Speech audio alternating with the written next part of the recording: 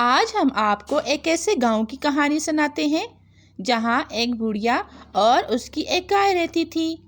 بڑھیا اور اس کی گائے دونوں اکیلی رہتی تھی۔ اس بڑھیا کا ایک بیٹا تھا جو پردیس میں رہتا تھا اور وہ بہت امیر اور ایک بزنس مین تھا۔ وہ اپنے کاروبار میں بہت ترقی کر چکا تھا اور اس نے وہاں ایک بڑی میم سے شادی بھی کر چکا تھا اور وہ وہاں ہنسی خوشی اپنی زندگی گزار رہا تھا۔ گاؤں میں اس کی بڑھیا ماں بالکل اکیلی رہتی تھی۔ ارے میری پیاری سی گائے، ارے تیرے علاوہ میرے پاس تو کوئی بھی نہیں ہے جس سے میں باتیں کر سکوں۔ میرا تو ایک ہی بیٹا تھا جو جب سے ولادت کیا ہے واپس ہی نہیں آیا۔ کاش ایک بار میرا بیٹا واپس آ جائے۔ میں مرنے سے پہلے ایک بار اس کو دیکھنا چاہتی ہوں اور مجھے اس سے کچھ بھی نہیں چاہیے۔ پھر ولادتی بیٹے کا بزنس ڈاؤن ہونا شروع ہو جاتا ہے۔ اسے کاروبار میں بہت نقصان ہوتا ہے۔ اسے کاروبار میں نقصان ہونے کی وجہ سے اپنے گاؤں واپس آنے کے لیے اپنی پتنی سے کہتا ہے، ارے چنبیلی، اب ہمیں اپنے گاؤں جانا پڑے گا، اس کے سوا میرے پاس کوئی چارہ نہیں ہے۔ پھر وہ ولادتی بیٹا اپنی بیوی کے ساتھ اپنے گاؤں آ جاتا ہے۔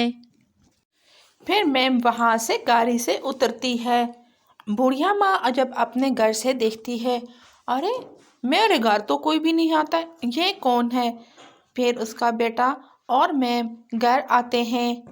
ارے میرے بیٹے، تم آئے ہو، ارے میں تمہارا برسوں سے انتظار کر رہی تھی۔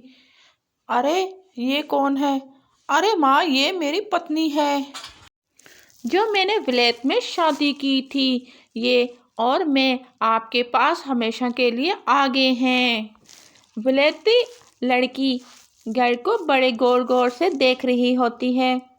ارے یہ کیسا گھر ہے؟ یہ مجھے کہاں لے آیا ہے؟ ایسا گھر تو میں نے کبھی زندگی میں نہیں دیکھا۔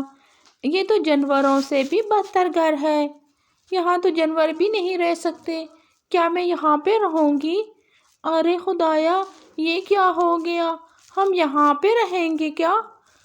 یہاں تو نہ مجھے کوئی بیڈ نظر آ رہا ہے، نہ ہی کوئی صوفہ۔ ارے یہ کیا؟ میں کہاں رہوں گی؟ یہ کیا ہو رہا ہے ہمارے ساتھ؟ ارے کیا میں یہاں پہ رہوں گی؟ ہاں، ہم یہاں پر رہیں گے اپنی ماں کے ساتھ۔ نہیں، میں یہاں نہیں رہ سکتی۔ ارے میرے پاس تو پیسے بھی نہیں ہیں، اب ہمیں یہاں ہی گزارا کرنے پڑے گا۔ ارے نہیں، میں یہاں گزارا نہیں کر سکتی، آپ اس مکان کو سیل کر دیں اور ایک نیا گھر بنا دیں۔ اچھا، چلو اب تو رہو، پھر سوچتے ہیں، ہم کچھ کر لیتے ہیں۔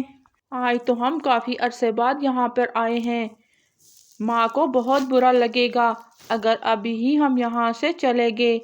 ابھی 2-4 دن یہاں پر ہی رہتے ہیں، پھر آگے کچھ سوچتے ہیں۔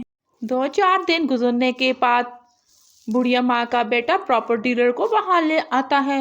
ارے میاں، یہاں یہ میں نے گھر سیل کرنا ہے، آپ مجھے کچھ اچھی دام دے دیں۔ ارے بیٹا، یہ کیا کر رہے ہو؟ بیٹا بڑھیا کی بات نہیں مانتا۔ وہ گاؤں والا گھر بیچ کر وہ شہر میں شفٹ ہو جاتا ہے۔ بڑھیا ماں ایک جھونپڑے میں رہ رہی تھی۔ ایک دن اس کی گائے ایک ڈھابے پر چلی جاتی ہے۔ وہاں وہ چائے کی پتی کھا لیتی ہے اور بڑھیا ماں کی وہ گائے دودھ کے بجائے چائے دینے لگ جاتی ہے۔ پھر بڑھیا ماں وہاں پر ایک اپنا ڈھابا بنا لیتی ہے۔ اس طرح کچھ ہی دن میں بڑھیا ماں امیر ہو جاتی ہے اور وہ ایک بڑے شہر میں جا کر رہنے لگ جاتی ہے۔ شہر میں بڑھیا ماں ایک بڑا بنگلہ بنا لیتی ہے اور پھر وہ چائے کا ایک بہت بڑا ریسٹورنٹ بنا لیتی ہے۔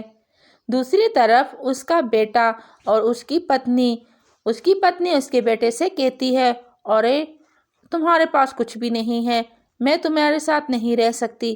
پھر وہ اس کے بیٹے کو چھوڑ کر چلی جاتی ہے اور اس کا بیٹا سر پیٹنے لگ جاتا ہے۔